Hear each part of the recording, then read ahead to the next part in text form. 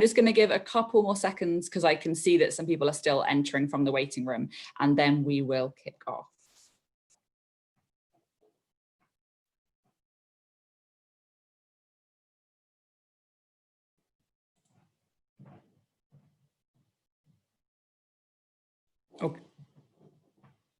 Okay.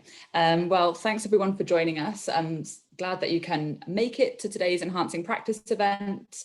We're very excited for the speakers that we have lined up to talk to you about our topic, which is gender equality in the context of coronavirus. If we haven't met before, my name's Danny. I'm the head of Athena SWAN in the UK. So let me just move the slide on, which isn't happening. There we go. So in terms of what we've got lined up for you today, you probably know that this is our first Enhancing Practice event for 2020-2021. Enhancing Practice events are events that we run for Athena SWAN UK participants that are intended to provide an opportunity to network with each other, engage with issues related to the Charter work, and to explore good practice that might have a potential application for your own institutions. Today's event is on the topic, as I said, of gender equality in the context of coronavirus. And because we've had so much interest from our other colleagues and partners, and because this is a global challenge, we've also opened the event up to Athena SWAN participants in Ireland and Dimensions participants in Canada. So a very warm welcome to you, and thanks for joining us. So you can see the agenda on the screen, and it's gone out in your packs. We've got two sort of panels lined up for you. First set of speakers have each got 10 minutes each and are going to present to you on what challenges does coronavirus pose for gender equality in higher education and the research sector. And then we'll have a short Q&A with them. We'll have a break, and after the break, we'll talk to some Athena SWAN and Dimensions participants about what they've been doing in response to coronavirus within their institutions and departments. We'll have another break at 3:25, a slightly shorter one. And then before the close of the event, we've got an opportunity for about 25 minutes of breakout discussions where you can talk to each other about your responses to the talks and how coronavirus is affecting things in your institutions. Just to let you know, the event today will be hosted by our Charters advisors, Jess Kitzel, Lizzie Ullman and Nell Whiting and me. We've also got a bunch of Advanced HE colleagues who are here to support breakout groups, so many thanks to them. The event today is focused on gender equality, like the practice, best practice, and how we continue to support gender equality in the face of the pandemic. It's not going to be talking about the specifics of Athena SWAN applications and how to handle Athena SWAN within your application, how to handle coronavirus within your application. We have recently published some FAQs online that you can check out if you do have specific kind of more technical questions. And at the end of the event, I will stay online for anyone who wants to ask something specifically related to their application. I think the other thing to say is that this really is, we don't have all the answers. This is a massive challenge that we're all facing. And this for us is really the start of a conversation about how we respond to coronavirus. And I'll share some details at the end of the event about some of the activities that we've got coming up that will continue to kind of think about and respond to this issue of how coronavirus is impacting on gender equality. Yeah, as I say, I'll share those details at the end, but also we'll be listening in the breakout groups and discussions with you to hear about how you feel that Advanced HE can better support and advise you on this topic. So a little bit of housekeeping or netiquette before I introduce the speakers. I know probably people are pretty familiar with this these days, but if I can just ask that during this plenary session, people keep their mics on mute and keep your videos turned off. That will help with other people's bandwidth. Once you enter the breakout rooms, please do feel free to unmute yourself and turn your video back on. Feel free to keep your video off or to obscure the background if you prefer. We know not everybody wants to invite us into their houses. And also if you have deliveries, children, whatever's going on in the background, please don't worry about that. You can include your name, your organization and your pronouns in your in the title here. If you want to change that, you can click the top three buttons, the dots in the right hand corner, and you'll be able to add details of your organization and your name there. And that can just help figure out who people are in your breakout groups. During presentations, if you have questions for the speaker, you can pop those into the chat. And we'll pose your questions to the presenter in the Q&As. So please just make use of that chat function. As I said, towards the end of the event, we will have breakout groups, and that will give you the opportunity to share your reflections on what's been said and the impact it's had in your institution. So please do think ahead if there are particular elements of talks today that resonated with you, or if there are particular issues in your institution that you'd like to raise during those breakout sessions. The event will run as a continuous live stream from now until 4 o'clock. Feel free to leave and you can rejoin during using the same link, especially if you're having technical problems. Do feel free to leave and come back in. However, during the second break, we'd ask that you just stay in the room, as that's when we'll be assigning you to breakout groups, and that'll help us make sure you get assigned to a group. Other things to mention are that the event is being recorded. We won't record the Q&As or the breakout groups so that you can speak freely, but the rest of the event will be recorded so that you can share those with colleagues afterwards.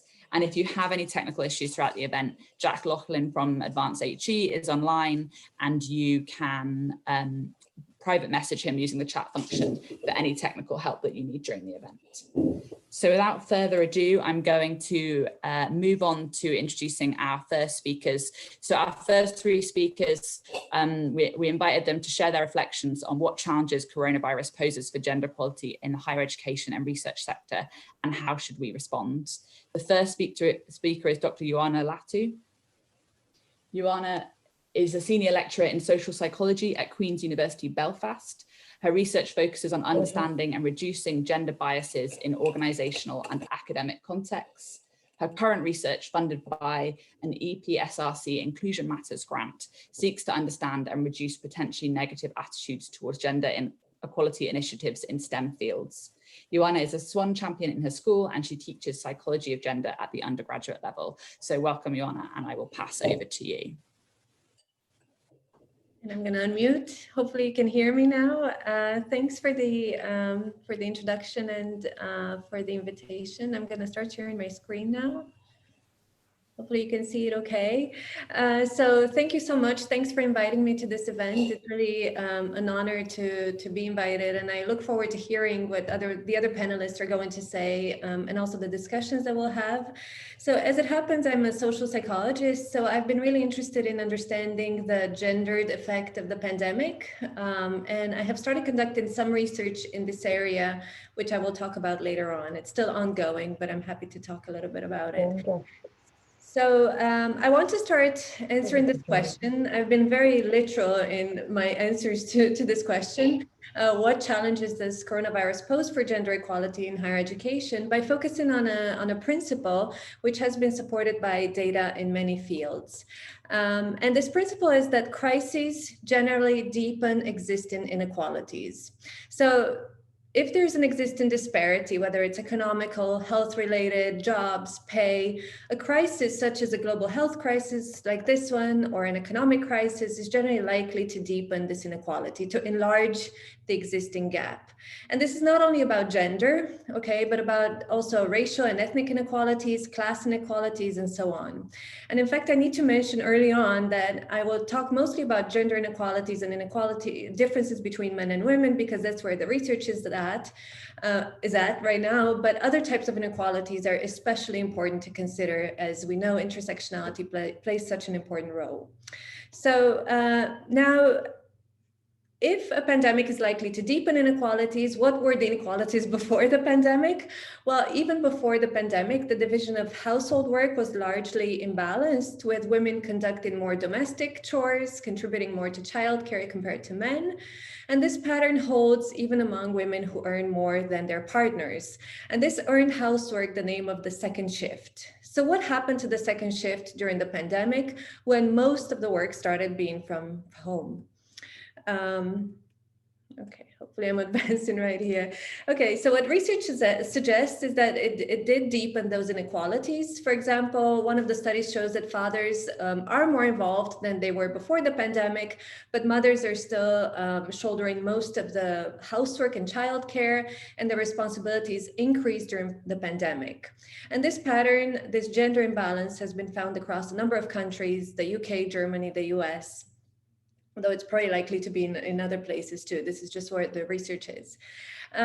Also, some other studies have shown that mothers with young children reduce their paid work hours approximately 5 times more than fathers to meet those increased domestic demands. And this is what, I'm sorry, I'm not advanced in here, right?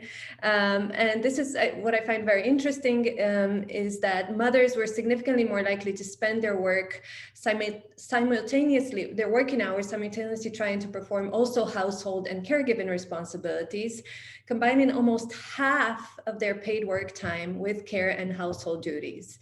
And that's 47% compared to 30% for fathers' paid work time. So this second shift actually turned into 2 simultaneous shifts. And this all comes with mental health costs, including loneliness, isolation, stress, and burnout. And research across, again, several countries, UK, Turkey, China, shows that the costs for women's mental health are higher than men's. Okay, so I've talked about some of the costs in terms of the differences in terms of childcare, elder care, housework, mental health, but what about academic productivity? So I've started looking into this area of research and found that it's quite productive, actually. And there's some smart methods used to measure the gendered impact of the pandemic, primarily on publications, as they've used this as a measure of academic productivity. Of course, we can find other measures, but this is maybe the easiest one to look at. And of course, we can analyze the number of published papers by gender, as we have done before the pandemic, to look at gender gaps. But we know that there's a lag in the publication process. So this may not really yet reflect the lockdown effect or the pandemic effect. So another way to analyze is to analyze preprints and working papers, which are more and more as part of open science, posted on online repositories. So this is where the bulk of the research is. And then you can analyze other content such as Twitter posts, or you can directly ask academics in surveys to self-assess their productivity. So overall, most of the research shows that women academics bear a greater burden during this pandemic, as suggested by this graphic that they've published in the PNAS paper. And I'm going to talk about some of the differences and some of the research that has come out, and you may be familiar with some of this, but just to go through some of it. One of the first studies that were published on this topic shows an analysis of preprints in STEM repositories, and it shows that the proportion of men submitting both as sole authors and co-authors is growing faster than that of women. So it's not that women are not doing research anymore, not publishing, but they have slowed down compared to men.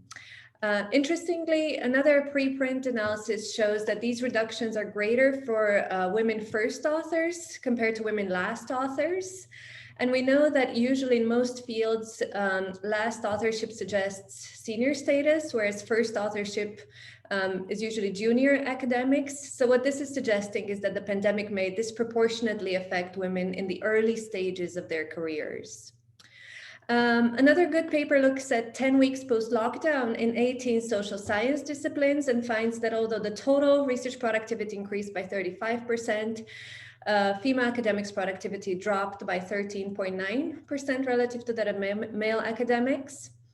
There's an interesting study article that analyzed tweets and looked at whether they were work-related or non-work related. And usually there is a gender gap, with male academics posting more work-related tweets. And their analysis shows that this gender gap in work-related tweets roughly tripled following work from home. And this was especially for early career academics. And then there's some really interesting research that shows that women academics are less likely to conduct COVID-19 related research, which is problematic because of the size of the effect. If you look at this, women accounted for 12% of the working papers in economics, for example, and a third of published papers in medicine, but also problematic because this seems to be an important emerging area of research, which is likely to have great exponential impact in the future. So again, I mentioned that I'm quite literal in answering this question. So what can we do? these are, my suggestions are not necessarily my original ideas, of course. They have emerged from conversations that we've had here at Queen's with other SWAN champions, with my colleagues, but they're also drawn from these two articles that I really recommend reading. So first, as a researcher, as a social psychologist, I would like to suggest that solutions are ideally evidence-driven. So this means that it would be ideal to collect data about the effects of lockdown and then develop an action plan based on this evidence, hopefully institutional level and or supported by the university. Second, I think it's important to be proactive and not reactive. And I've seen this idea, in many places. If we have these data, if we can document it, we should share it with promotion, progression panels, for example, and openly discuss the implications of gender on promotion decisions, for example. Speaking of promotion, because we talk about it in progression, we talk about it a lot, at least here, it would be good to encourage promotion panels to assess performance more holistically, especially at this time. For example, if academics research performance has gone down because of increased contribution to move into online teaching for the school, this should be valued by the panel. We've also discussed here some specific ways to increase efficiency and research productivity for disadvantaged academics. So for example, if there are pots of money available, and I've seen this at different universities, those could be used to fund research assistants to help out with advancing the research, or teaching assistants to deal with increased demands. The school may also waive, if possible, I know it's not always possible, some citizenship or service requirements. And another strategy that we're considering here, at least in our school, is to help establish dedicated research days where people don't necessarily have to deal with teaching or answering emails. I've seen another, and we've discussed another controversial suggestion that would be extensions on tenure clocks in the US, Canada system, or promotions probation. But I think those may have unintended negative consequences for some women and decrease long-term earning potential, accentuating gender gaps in the future. So this is somewhat debatable, but I think there are positives and negatives about it. And then finally, I would like to suggest that ideally these strategies are centralized. There's a tendency, I think, everywhere to have multiple committees and initiatives, multiple surveys going in different schools, with each school, each department trying to reinvent the wheel. And this is, I think, where the SWAN champions and SWAN is very valuable, because we can all meet together and we can coordinate some of those efforts at the institutional level. And I'm just going to give you one example of what we've done here at Queen's. This is under the leadership of the Queen's Gender Initiative and Professor Karen McCloskey, who is the head of this initiative. And we've called this project Engendering Solutions to the Lockdown Effect. And it has had several stages. It began in summer with some QGI, Queen's Gender Initiative, conversations. There were conversations with the SWAN champions, with female academic staff, with female technical staff. And it was all to understand the issues that these people are facing, but also to explore potential solutions. So these were just open conversations.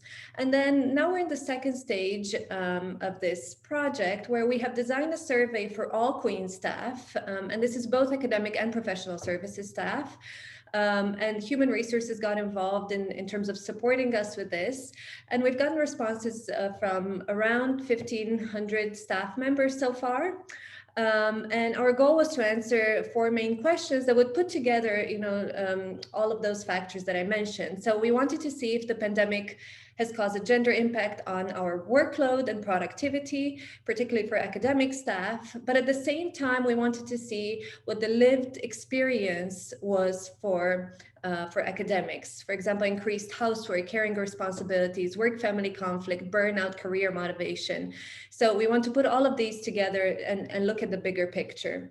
But also we have quite a few open-ended questions asking academics for potential solutions and needs to mitigate the lockdown effect, but also if there are any positive learnings from the pandemic in terms of, for example, flexible working practices. So the plan is we're in the data analysis stage of this project, and we're already seeing, we're replicating some of the findings we've seen in other research, but we're still trying to put everything together. So unfortunately, I don't have the graphs for that yet. But what we plan to do is share the results with the staff, the Queen's staff, via the QGI website. But also, I think importantly, we plan to share these with the University Executive Board to inform policies. For example, how will promotion, progression, probation be treated, given that we know what we know about the gender impact of the lockdown effect. So this is what I have for now. Hopefully I'm not out of time, or I am, I don't know, because I can't see everything. But thank you for your attention, and I'm happy to answer questions later on. Thanks, Joanna, that's great and really interesting to see some of the examples, well, the example that Queen's has done. If you are happy to stop sharing your screen, we will hear from the other speakers, and then we'll do Q&A with the three of you together. So our next speaker is Soya Finney, and sorry, I'm just opening my own slide. So Soya is a PhD student in the Urban Institute at the University of Manchester, working on issues of urban inequality and municipal finance in US cities.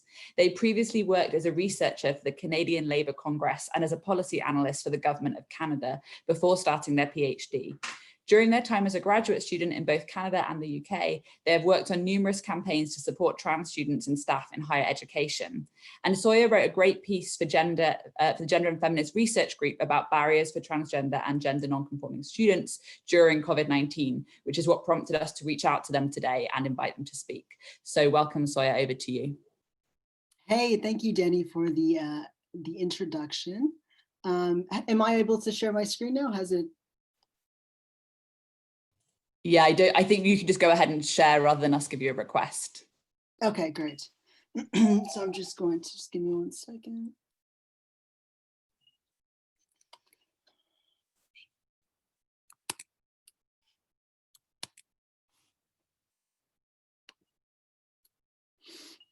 Mm-hmm.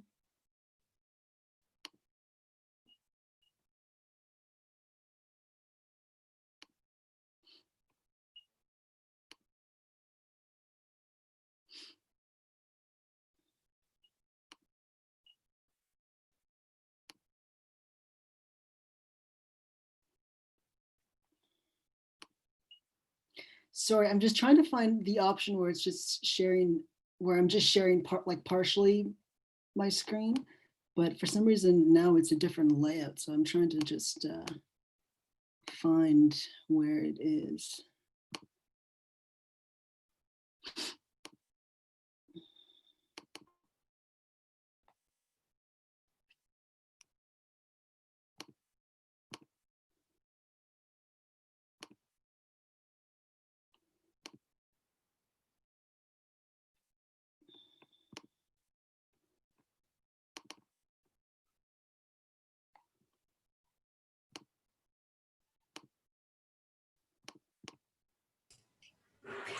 Hi, I think you need to go into your PowerPoint and do the slideshow option so that it's just the PowerPoint slides. Yeah, no, but the thing that, so I'm just trying to, yeah, I'm trying to, my PowerPoint is currently on presenter mode, but I'm trying to, there's an option where you can just share a partial screen so that like your notes from the presentation view in PowerPoint are just kind of on the side, and then you can kind of click over the screen that you want to share it. But for Soya, hello. oh, there you go. Hi. I think, okay. Okay, if that's working for you, so that's great. Otherwise, I can share your slides for you. No, that's fine. Thank you. So can you guys see that my slides? We could, they've just disappeared again. Oh, weird. Okay. Yeah, actually, can you just, yeah, you might as well just share, do the slides for me, because for some reason the option isn't showing up when, when I do it right now.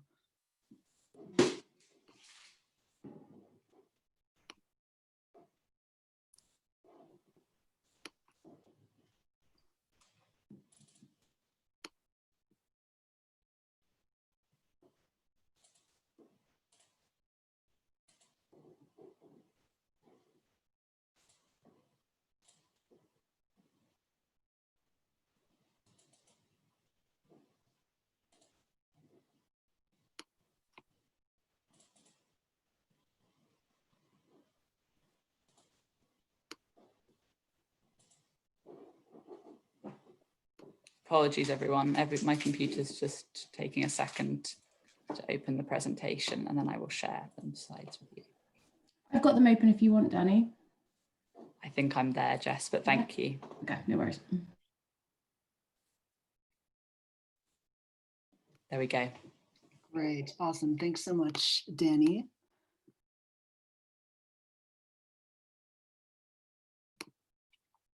Okay, well, I will get started then.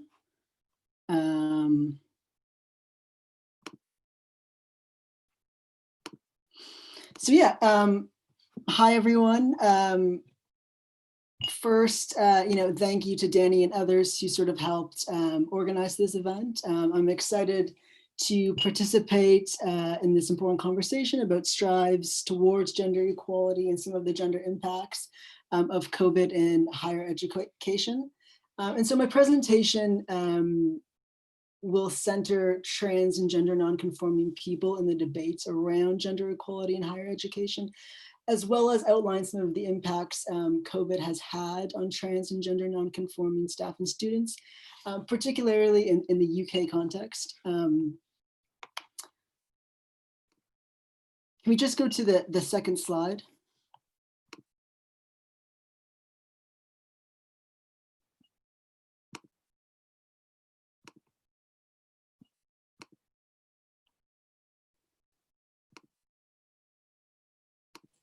Sorry, I'm getting some messages saying that you can't see what I can see. I can just see the full slides and I'm on the second slide, but people, okay, great. Is that not what everybody else can see? No, I can see that. I just see like the PowerPoint up with my slides on the left-hand panel.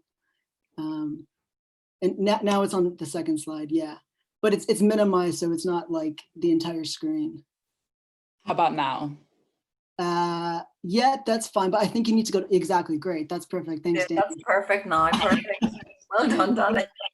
Thanks, Dan. Sorry, everyone. Including trans and gender nonconforming people in debates and assessments on gender equality in higher education means that equal opportunity, resources, and rights should not only be understood as, just between men and women, but sort of needs to go beyond a mutually exclusive binary system of gender to include trans and gender nonconforming gender identities. The next slide, thanks, Danny.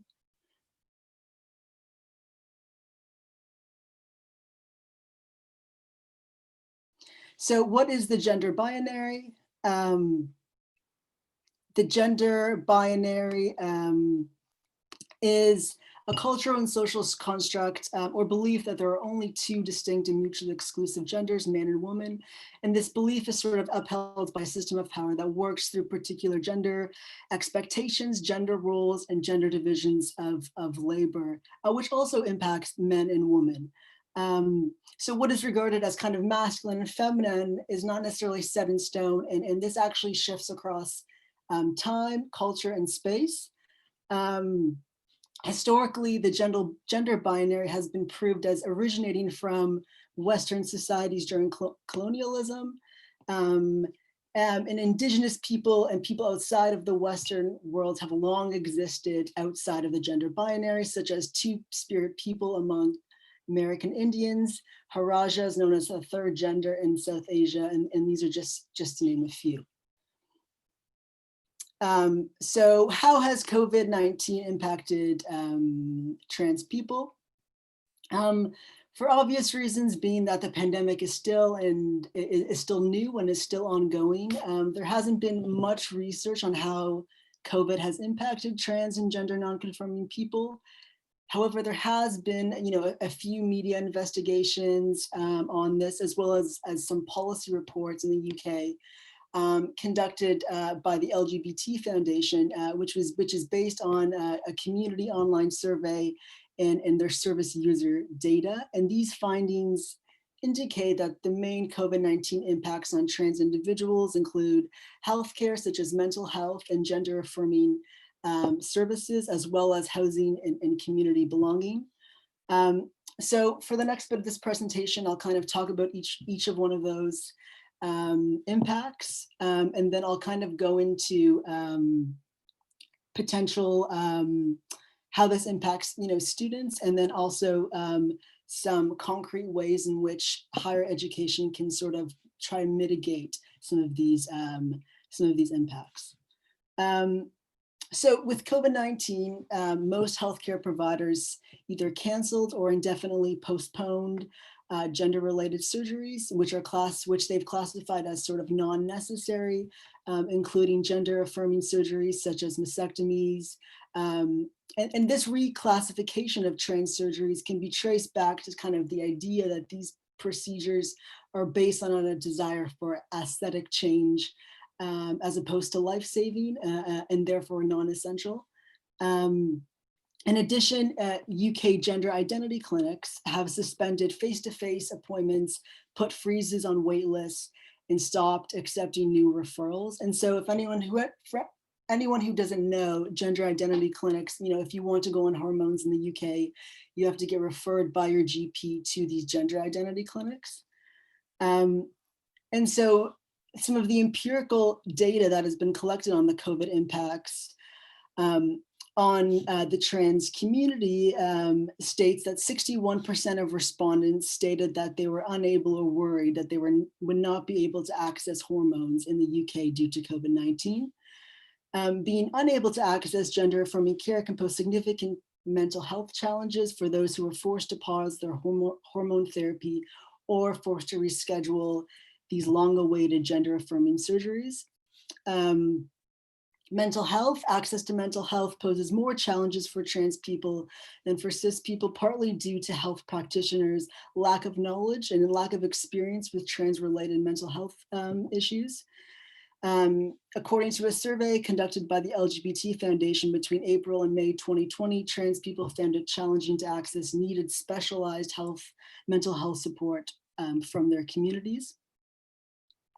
Housing, not being able to access community support and online therapy sessions can be due to living in an unsafe environment during lockdowns, such as sharing a home with transphobic family members or housemates. Having to hide your gender identity or expressions can lead to a sense of invalidity and invisibility.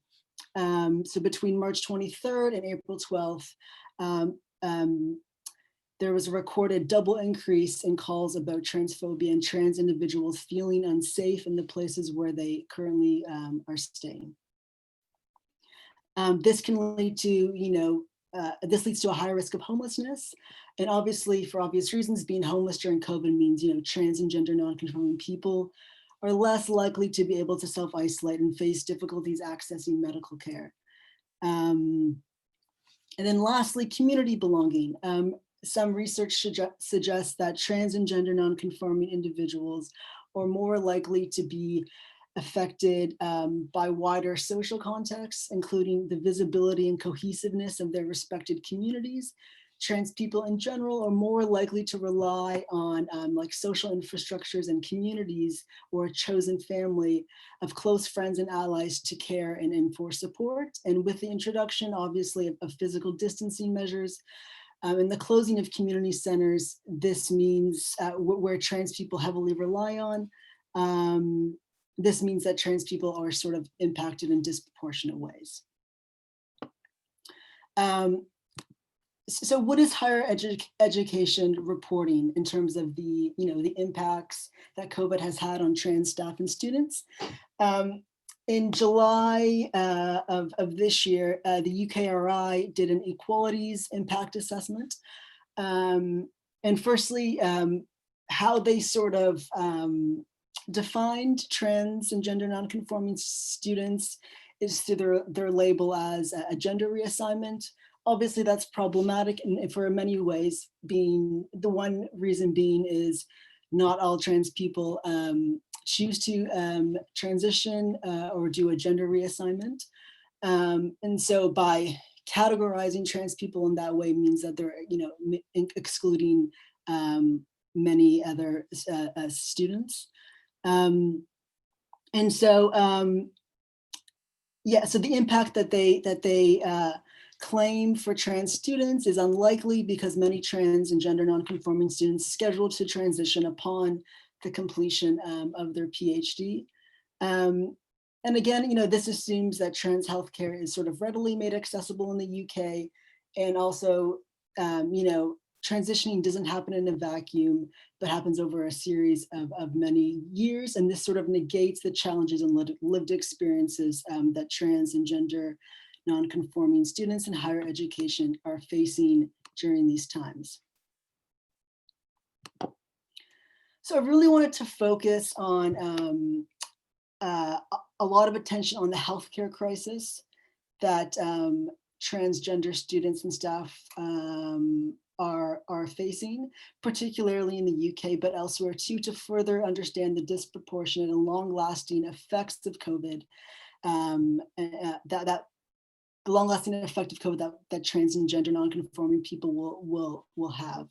And so right now in the UK, trans and gender non-conforming people face a dire healthcare crisis as a result of government service cuts and transphobic healthcare policies.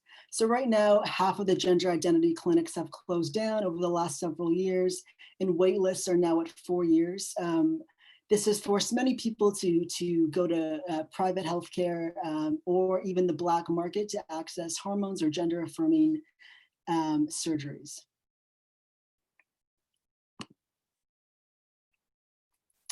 And lastly, I just want to conclude by outlining 2 points on how higher education can support transgender staff and students.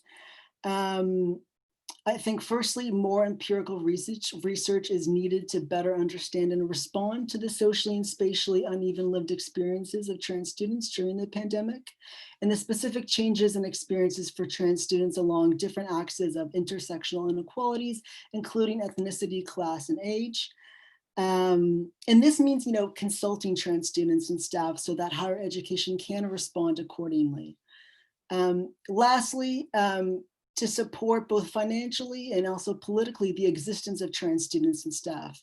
Yes, awareness and equality and diversity and inclusion training is important in higher education. However, this should be the baseline. And I think more investment is needed and more concrete initiatives are needed, which can include, gender neutral washrooms and change rooms on campus, financially supporting students, students who need time off for gender affirming surgeries or care. Or another example could be providing resources for name changes and things like that. These are just a few examples. I think personally, higher education still has a long way to go towards trans equality, but I think there are very easy and practical ways to sort of start on the right track. And I'll just end there. Thank you for listening, and I very much look forward to the other presenters and to any questions folks may have. Thank you. Thanks, Zoe. That was great, really informed and useful talk, and I'm looking forward to the questions. I'm going to move on and introduce our last speaker on this topic. Professor Anuj Kapil is a professor in global health policy and equity at the University of Essex. She's written widely about why an intersectional approach is needed in the response to COVID-19. And having seen one of her policy briefings, the team and I were really keen to ask her to come and speak to us today about how some of those principles that she's writing about in the context of global health policy might be applied in higher education. So welcome, Anuj. Thank you, Dani, and thanks to the organizers for having me here. I'm really honored to be on this panel and hear some delightful talks today. I'm just going to start sharing my screen. Can you all see the screen?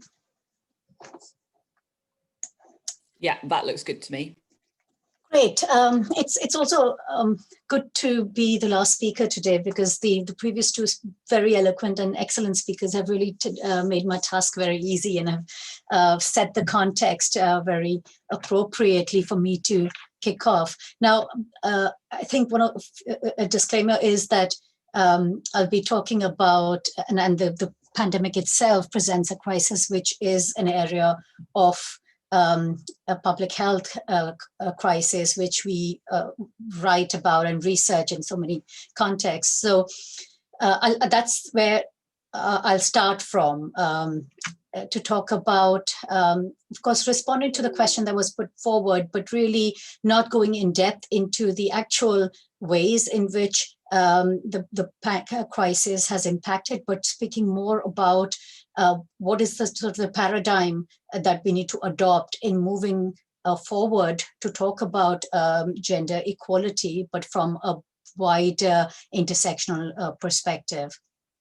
So to begin with, just reiterating what has already been said, COVID-19, this unprecedented time that we are seeing today is at once a public health crisis, but one that is triggers as well as is accompanied by a crisis of an economic crisis where the lockdown has impacted hugely on economies of our households as well as national economies. It is also a political and a governance crisis where we are constantly surrounded by problematic claims, fake information, and turf wars with regards to vaccines, PPE, and so on. And finally, a large societal and social crisis where we are clearly seeing, and as the speakers had previously stated, that it has impacted on and expanded, amplified the social inequalities. But what I do want to emphasize is that while all these transitions concern us all, we now know that COVID-19 is not the great equalizer that it was framed to be in the early stages of the pandemic. I've been writing about this from early on, from February, from about March 2020, and the brief that Danny was referring to. We knew early on that there were differential risks, risk of infection, illness, deaths, and there were 3 areas that were highlighted as these risk factors: age, sex, gender, again, discussions about whether there were more men dying versus greater impact on women, and of course, comorbidities. What was amiss in that early phase of analysis was how these risk factors themselves are differentially distributed in society. So early on in the policy brief that Danny was referring to, we were talking about how the chronic conditions itself is the ethnic minority populations, as well as people from in particular deprived areas are more predisposed to certain conditions. We've also seen over the last few months that the burden of the response from the state and from other actors, as well as the burdens of lockdowns and other measures such as social distancing, have been very different and bearing on the different ability to protect oneself. What we're seeing across the world, not just in the UK, but across the world, is the COVID has exposed the futility of some of these measures for people in the margins, the homeless, those living in slums, migrants, refugees residing in camps and detention centers, as well as what we see from the UK context as well, is key and frontline workers who have been working in overstretched capacities in health systems and without adequate PPE. The previous speakers have talked about gendered impacts, about care burden increasing. But again, what I want to draw your attention to is that while there's been an increased care burden among women, the burden is also excessive, has excessive implications for single mothers, those on precarious employment without social security, and women in frontline caring, domestic and health work. Gender violence example is again quite well evidenced now that there's been an increase in that. But we know that while it has increased for women, children, trans and LGBTI populations, the migrant, poor, disabled have far less access to resources and support to bounce back or break the cycle of abuse. So we're really talking about a better understanding of how those risks are distributed in society. And as we move towards grappling with what the new workspace means for us, what COVID has done is really blurred the boundaries between the public and private, between the family and work life. And we're all trying to grapple with that work-life balance, which has really thrown us all off and has had severe implications for mental health, for the way we relate to our colleagues, to and these sort of triggered high levels of anxieties among staff, students in this sector. We are also now beginning to grapple with what it means for the educational and research sector. And the higher education sector is one of these sectors where we see significant implications of this changing workspace, of dealing with the new workspace in different ways. What is important to highlight here and bring to attention is that while COVID-19 itself has created new vulnerabilities, but what it essentially has done is really pronounced the effects of entrenched social inequalities in the society, and one that to some extent has been completely ignored. So the migrant crisis, for example, in many countries, migrants have suddenly become so more visible in within countries as well, following the COVID crisis, when they were on the streets and making their journeys home, and a very difficult situation. So what we're seeing, an example here, how this has been pronounced, gender inequalities. We know that while the gender pay gap, the clustering of women in lower paid and insecure jobs within the higher education sector is clearly exacerbated in the light of financial recession, where we are seeing a complete freeze in new employments, freeze in studentships, which international students require in order to make use of the kind of high standards of education available here. Similarly, and freezing of all the temporary contracts and in several universities. And who are the hardest hit is what we really need to grasp here. The second aspect I wanted to highlight is the digital exclusion. And the coronavirus lockdown completely risks turning the problem of digital exclusion into a complete catastrophe for education and employment among people in more deprived areas and more vulnerable groups. We knew that elderly are more disconnected with digital technologies, but this is not a generational issue alone. We now have evidence evidence to share that access to resources, bandwidth, laptops, workspaces is definitely a class issue, but is also a very significant challenge for ethnic minority populations and households which are joint households, particularly women and those who then tend to have control over those resources the least. Holmes and Burgess in the Cambridge University have talked about how families in the UK are now facing a very difficult decision of balancing the demands of going online with important decisions around food security. So similarly, increased care burden is having to be managed alongside different ways of dealing with grief, increased work demands, and extremely limited opportunities for growth, because we are seeing huge financial recessions in educational institutions, in the best of institutions. So in essence, what I'm saying is we really need a radically new paradigm to think about inequalities in times of COVID-19 and the world beyond. We are seeing anger among student communities, among staff, around the Black Lives Matter issues, around racism within these institutional structured. So silo thinking only thinking about either sort of class-based inequalities or gender inequalities are really insufficient in moving beyond the COVID crisis that we are seeing. And while COVID creates all these uncertainties, ambiguities, and impacts our lives hugely, it also creates opportunities to rethink the ways that we've been tackling with inequalities. What I'm proposing here is an embracing and adoption of the intersectionality of a framework. Intersectionality is an analytical lens or a set of theoretical positions, which is really rejecting the idea that we lead single issue lives.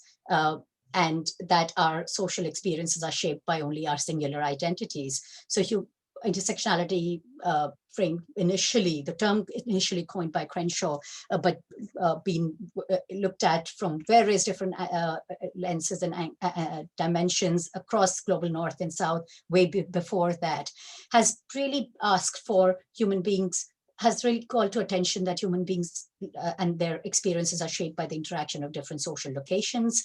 And these interactions occur within a context of connected systems and structures of power, laws, policies, states, religious institutions, and dynamic processes of oppression and privileges are created through these interactions. So from colonialism, racism, sexism, ableism, and these structural processes.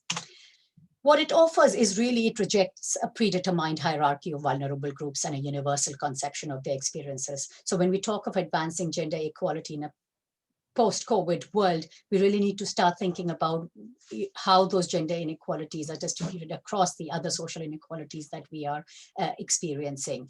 It also shows that risks and impacts are shaped by a web of intersecting factors, and it forces us to examine how these factors that are experienced very much at an individual and group levels are connected with institutional and the broader political economy that we are experiencing. So a classic example is when we talk about enhancing opportunities, we also need to confront the neoliberalism that we see, the extreme commercialization we see in higher education institutions today, which are preventing sharing opportunities and distributing, or rather redistributing resources in a more equitable manner. So these are some of the steps I'm proposing. What, as a starting point, we need to do is really go beyond sex disaggregated data, thinking about how Athena SWAN can really expand on capturing the data on these wider and intersecting inequalities. And finally, want to talk about a few promising approaches and innovation, which I can really elaborate upon. Taking COVID as an opportunity to really rethink and radically transform our understanding of equality, diversity, and inclusion. Within the School of Health and Social Care and in the wider university, we've been leading a number of initiatives, including Schwartz rounds with practice partners, local healthcare organizations that we work with, with the sort of in the allied health fields, such as nursing, OT, physiotherapy, and social work.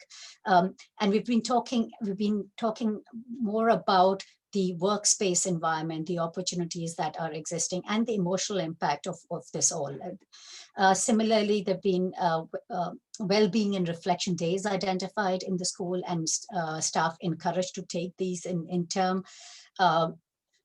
We also feel that that this whole move to the online teaching has created some opportunities and flexibility for students, especially in those who are taking allied health courses alongside caring responsibilities. It opens flexibility in the way in which we run classes and in the blended learning approach that we're utilizing.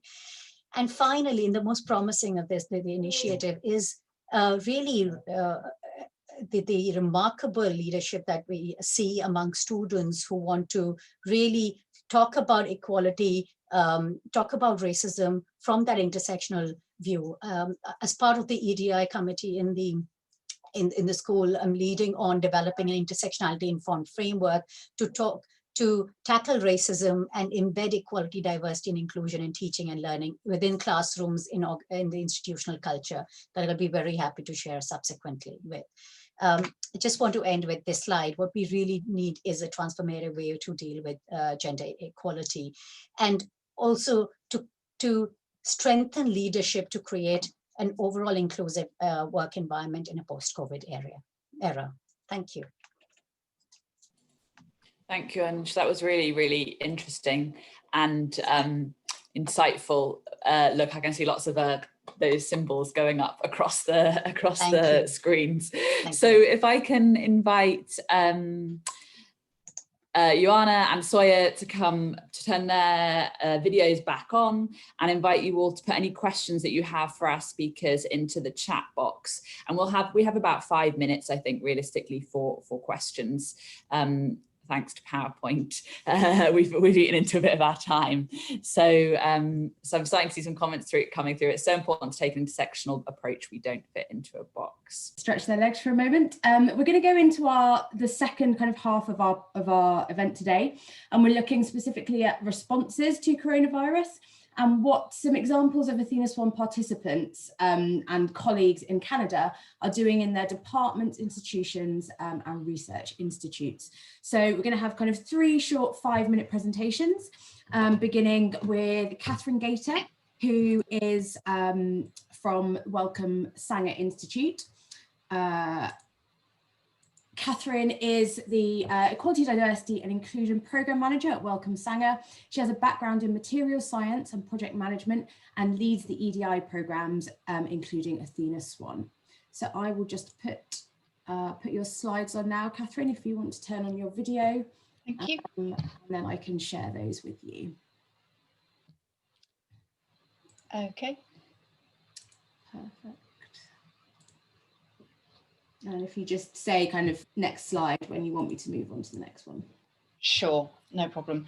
Well, Thanks, thank you very much, everybody, and thank you for the opportunity to talk to you a little bit about what we've been doing at it's GRL, which is Genome Research Limited, which includes the Wellcome Sanger Institute, but also Connecting Science and the campus itself. Next slide, please.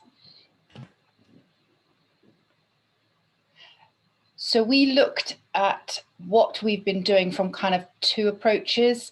So one from a structural support, so kind of a top-down level of support, and secondly from a more staff-oriented network type of support. So that's a bit later. So we're looking at it from those 2 angles, just to summarise what we've been doing. And I pulled out just a couple of case studies as well to cover in the 5 minutes.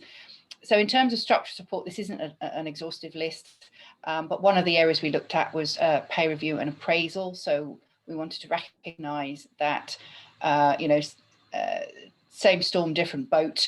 People have been affected very differently according to their circumstances. So everyone's continued to receive full salary, irrespective of whether they're shielding or how much, you know, work time they're actually able to spend. And that's been for the whole of this crisis period.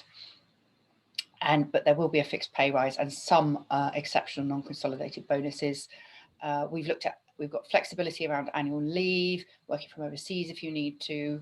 We've extended postdoc contracts across the board, and we'll keep that under review. We have a carers grant system in place anyway, but we've expanded those criteria to allow for childcare and other costs, which normally we wouldn't do. There's a fuel allowance, which kind of recognises the fact that we're all working from home rather than in the office. And we've done a lot of wellbeing measures over the last few months. There's been a strong emphasis on that. There's been numerous workshops on stress, the new normal, and actually you can, although our campus is closed, you can go onto campus for mental health reasons or for other reasons if you need to work in one of the hotel rooms there, which has been hugely beneficial to people. We've continued to hold our EDI events virtually, and some of those have looked at COVID specifically and how we might grow back to full operation in an inclusive way. We've run surveys through Great Place to Work, which we're going to continue to do. The director sends out emails which specifically cover wellbeing and EDI, which we've been able to do much more of during lockdown. And we also have town hall meetings so that there's some sense of cohesion and being part of a company and a shared enterprise. Next slide, please.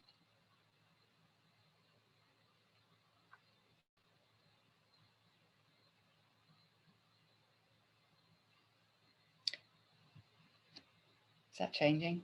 There we go. Yeah, so from the network side, we have a number of networks running now. 1 or 2, most are running before, but we have had a new one start up, which is our Race Equity Network, which has been quite a challenge to start up during lockdown when nobody's meeting face to face. So we've been able to do that online, and it did help us to give great visibility to our Black History Month campaign. We have a very active parent and carers network, and that's been brilliant because we can really target support to parents and carers of different age groups and with different types of caring responsibilities, including special needs and disability as well. We have an LGBTQ network, although that has suffered slightly because we've had a couple of people who've been affected by COVID related issues. But you know, there's still plenty of ground support for that, particularly during Pride Month. We've just started a solo living network for those who live or work alone to combat isolation and loneliness, which, you know, recent reports show is at epidemic levels itself, although it's not hugely gender balanced at the moment. We have signed up to the technician commitment, and this has also been invaluable as a network because many of our technicians have not been able to go into campus because their work is essentially stopped or they may be shielding. You know, that's been very helpful. Public engagement has also been putting on specific sessions, and we have an admin network for over 100 admin staff. So just moving quickly on to the next slide. There's two cases that I pulled out. One was the Great Place to Work surveys, and what we're going to be doing moving forward is to look at trends disaggregated by characteristics. So areas such as we believe we're pulling together as an organisation and receiving the support I need from the organisation. So if you'd like to go to the next slide, that just gives an impression of the sort of information we're getting. So we can see, you know, I receive the support I need. So the question is, do you identify as LGBTQ+? If the answer is yes, you can see that that feeling of getting the support you need is somewhat lower actually at the moment than if you'd replied no to that question. So that's the sort of thing we can monitor as a trend over time. Next slide, please. And you can see a similar pattern there for whether we're pulling together. So final slide was just to highlight our race equity network and the brilliant work that they've been doing. I think it's amazing that they've managed to get up off the ground when we've literally not met in person at all, and they are going great guns and are particularly active on Slack, and I think Slack has been a brilliant tool for actually keeping people in touch with each other. And that was what I had to say. Thank you. Fantastic. Thank you, Catherine. Lots and lots of examples for people to take away with them, hopefully, and to share with each other, and also to think about in the breakout rooms as well. So thank you.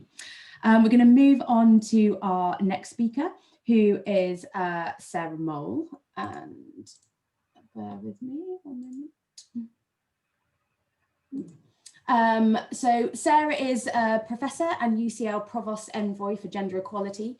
She led the department's first silver in 2009 and gold in 2016 Athena SWAN Awards at UCL, and she now supports gender equality throughout the Institute. UCL currently has 3 gold Athena SWAN Awards. As Provost Envoy for Gender Equality, she chairs the Gender Working Group, which challenges senior management to advance and deliver UCL's gender equality priorities, and works with UCL's international partners, and also serves on Advance HE's new Athena SWAN Governance Committee. Thank you, Sarah. Thank you. Can you hear me? Yeah, thank you. Perfect. Okay, thank you very much for the opportunity to speak. So there's a lot to say in 5 minutes. So I'm just going to highlight some things, but there'll be more written on the slides. So first of all, UCL, University College London, it's a large university, 47,000 students, 14,500 staff in central London, and we have a silver award. So thinking about our response to COVID-19 at sort of institutional level, I think the most important thing was our approach in terms of people first, and that set the culture of activities throughout at all levels throughout the organisation. Very proactive, crisis management, etc. And I think absolutely key was our central communication. So between 9th of March and the beginning of August, we were sending out daily emails. So everybody has responded and said how well informed they felt, which gave confidence that UCL, in terms of the organisation and the leadership, was doing the best that it could in terms of coping with everything. Now I'm just going to highlight some things, some different aspects. So for example, in teaching, we moved courses online from the 16th of March and continue to teach online with remote study. So that's a huge burden for our academics to do that. So we have employed student interns to help the departments and also central services to do that, with 147 employed this term and more also employed for the next 2 terms of the current academic year. So what about our students? We have supported them. We've given automatic extensions for our research students and also provided extra training whilst students, for example, who were doing wet lab work couldn't access their labs. So at least they were gaining some skills. the students 2 days ago wrote an open letter to the provost and the whole UCL's teaching community, which was so warm, so appreciative. It brought a tear to everyone's eye who read it, and you can find that yourself online if you like. So we clearly had done a good job. In terms of staff, again, continuing the people first, there's no requirement for anyone to come back to campus to work at all. People can stay working remotely for as long as they want. However, we have provided safe workplaces for those who can't work from home for whatever that reason is. We've been doing a weekly wellbeing survey and also signposting help from that. So that's obviously collecting data. And I want to end the institutional aspect with our new career support scheme that we've just launched. So this has had £500,000 allocated to mitigate long-term impact on career. We've split this up into 3 streams. So the first is giving back time, which are relatively low awards, up to £500, and people might use this to purchase some extra nursery days or to support family who are perhaps helping them in caring responsibilities. The Equity Bridging Fund has larger amounts that can be applied for. So this might extend a postdoc's employment for a couple of months to enable them to finish some key experiments or write a paper, etc. And then our third stream is for any member of staff can apply, hence the rather strange acronym, and they can apply for up to 40 hours of support through our Unitemps, which generally employs current students or recent graduates. And they can use this to help them in projects that they've not been able to complete. And of course, this is going to benefit some of our students. Will give them some experience and enhance their CVs as they seek employment themselves. Now I want to quickly highlight a couple of things from a departmental level. So this is the Great Ormond Street Institute for Child Health, which actually is a very large department within UCL and has sort of departments within it. And they've recently been awarded a gold award, and obviously part of their submission considered the impact of COVID and what they've been doing in recent times. So from this departmental level, again, informed by the people first culture from the top down. So obviously the lockdown management really emphasised or took into account the needs of carers and the expectation of workload, the reducing workload expectations were emphasised. Of course, all remote working again. Community and wellbeing was highlighted, so lots of encouragement to use MS Teams socially, and I have to say that some sort of photo teams were set up, and most of the photos submitted seem to be of pets or chocolate brownies. Other things, of course, have been going on during the pandemic, so emphasising Mental Health Week or Black Lives Matter. ICH led on some daily posts, really beautiful posts during Black History Month, sort of a bit like an online magazine. And then sort of thinking ahead, obviously we do outreach, we normally invite people into the department, we can't do that now, so that's moving online and virtual. It looks really exciting, and I think possibly the potential to reach even more children at school, etc., than we might normally access. So benefits, of course, to changing the way we do things.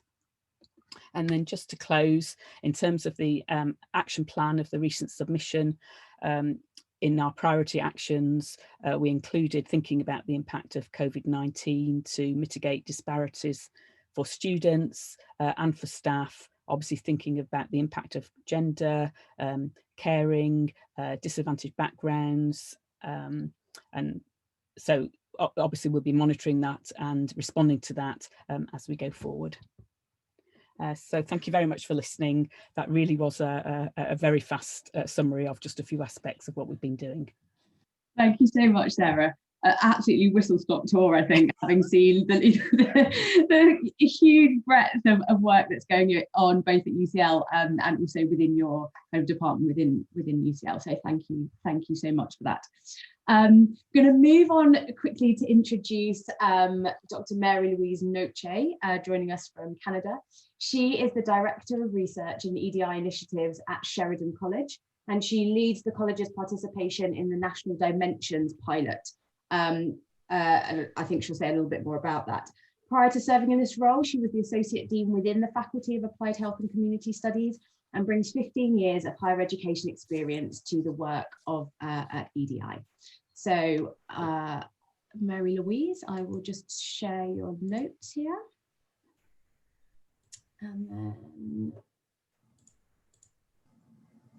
there we go. Thank you, Mary Louise. Thank you, Jess. Thank you for that introduction and for the opportunity to speak as one of 17 Canadian participants in Dimensions. So the slide there that's on the screen features 3 of our campuses. I'll do a bit of a high-level overview of the college and then speak more specifically about what it is that Sheridan has done to respond to the pandemic. If we can advance, thanks, Jess. So Sheridan educates approximately 23,000 full-time and 20,000 continuing and part-time students, including 7,000 international students. Our campuses are located outside of Toronto in Oakville, Brampton, and Mississauga, and we reside on the traditional territories of several Indigenous nations, including the Anishinaabe, the Haudenosaunee Confederacy, the Wendat, the Métis, the Mississaugas of the Credit First Nation. Across our 5 faculties, we offer apprenticeship, diploma, certificate, degree, and postgraduate certificates in arts, business, community services, applied health, technology, and skilled trades. Next slide, please.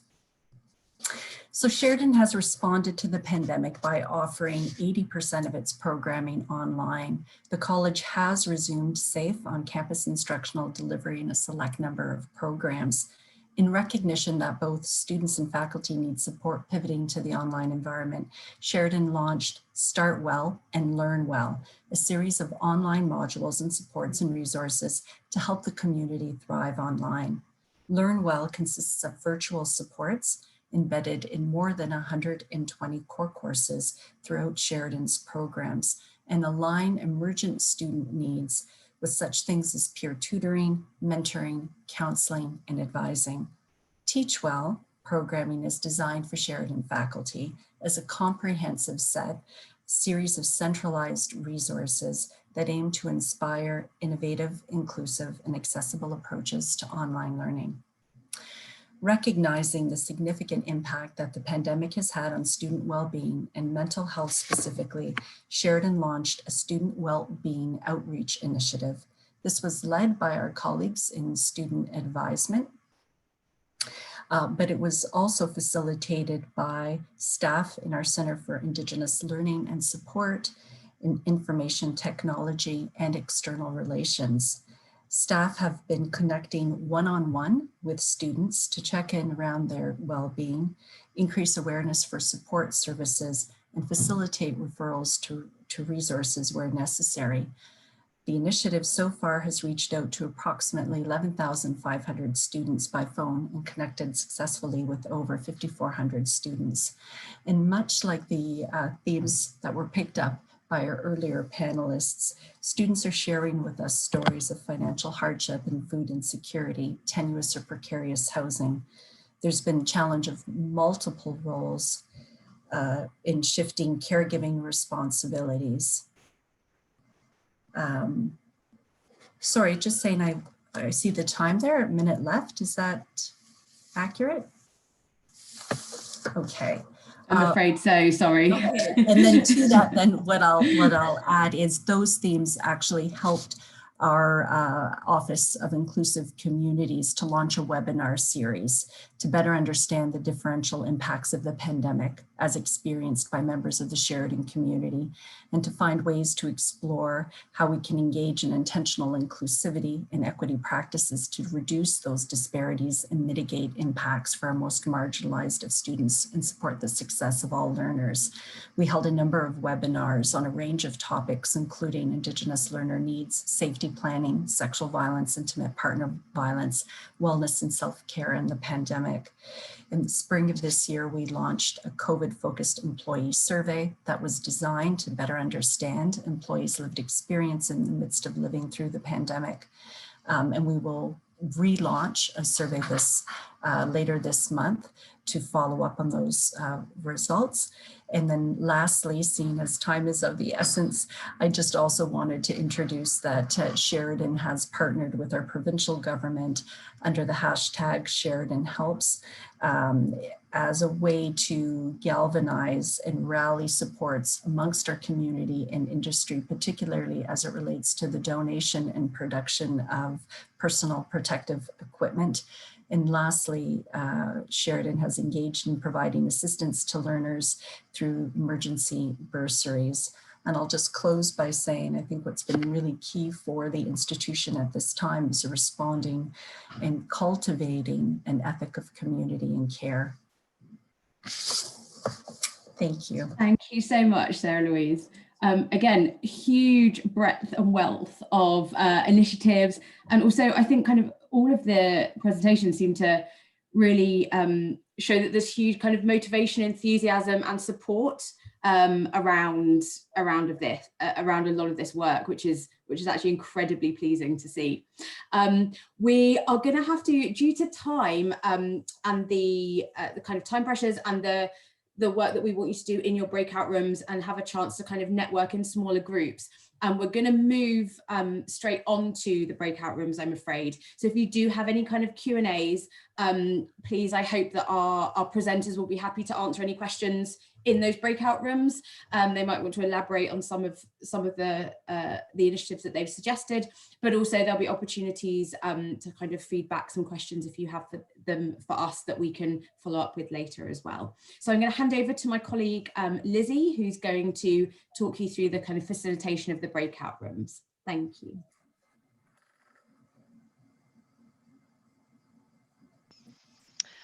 Hi everyone, so I think Danny hopefully is going to move everyone straight into a breakout room, and what we really want everyone to consider is the kind of challenges and opportunities, and especially the ones that have been highlighted today by the speakers, and how they might be affecting your institution, department or research institute.